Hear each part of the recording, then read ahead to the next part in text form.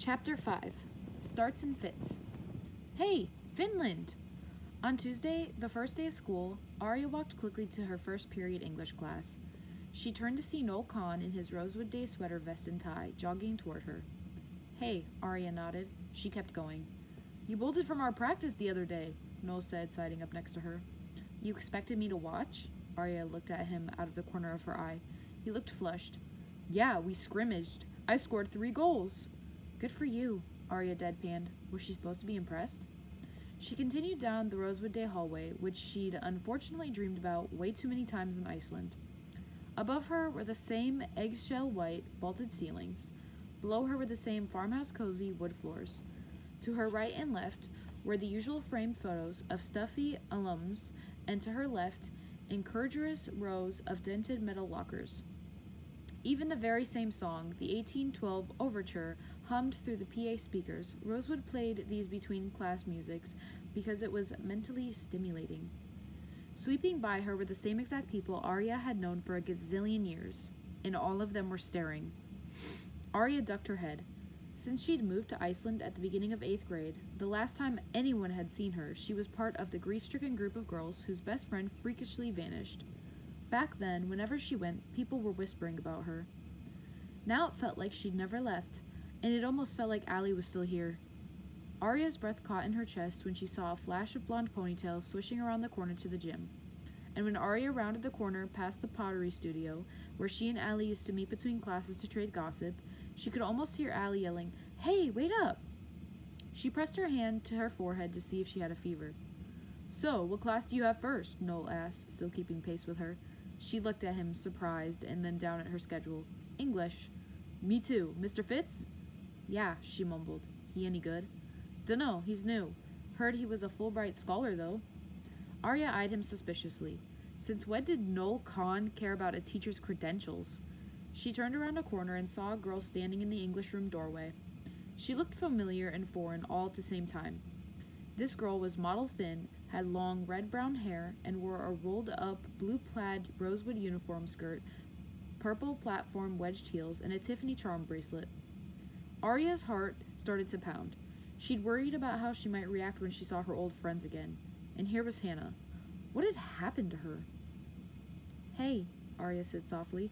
Hannah turned and looked Arya up and down from her long, shaggy haircut to her Rosewood Day white shirt and chunky backlit bracelet to her brown scuffed lace boots.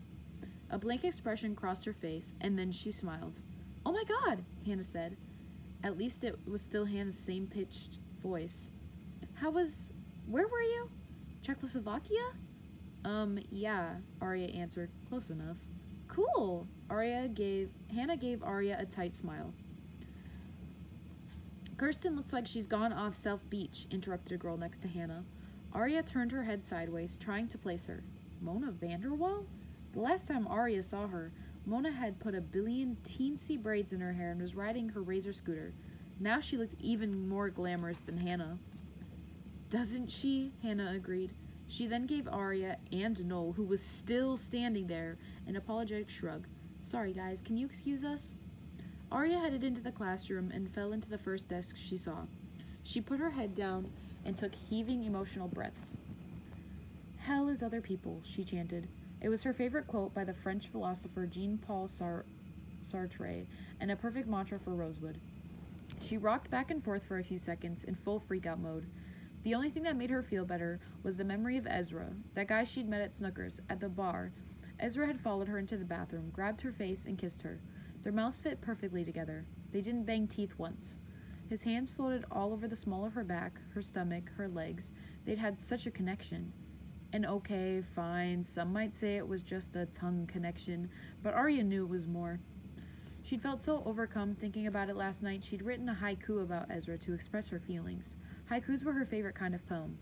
Then, pleased with how it turned out, she keyed it to her phone and texted it to the number Ezra had given her. Arya let out a tortured sigh and looked around the classroom. It smelled like books and mop and glow. The overside 4-paned wall faced the south lawn, and beyond that, green rolling hills. A few trees had started to turn yellow and orange. There was a great Shakespearean saying poster next to the blackboard, and a Mean People Suck sticker someone had stuck to the wall. It looked like the janitor had tried to scrape off the sticker but gave up halfway through. Was it desperate to text Ezra at 2:30 a.m.? She still hadn't heard back from him. Arya felt her phone in her bag buzz and pulled it out.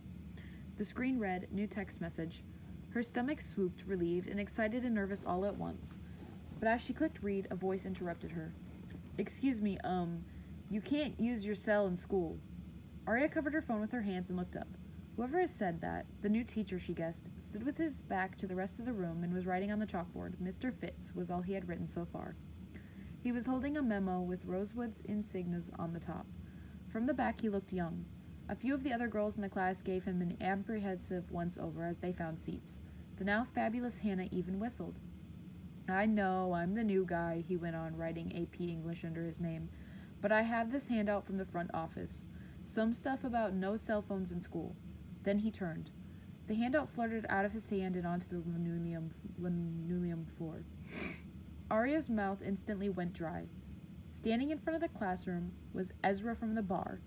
Ezra, the recipient of her haiku.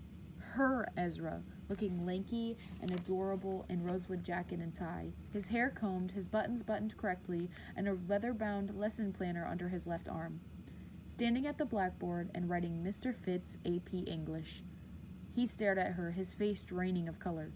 Holy shit. The entire class turned around to see who he was looking at. Arya didn't even want to stare back at them, so she looked down at her text message. Arya. Surprise!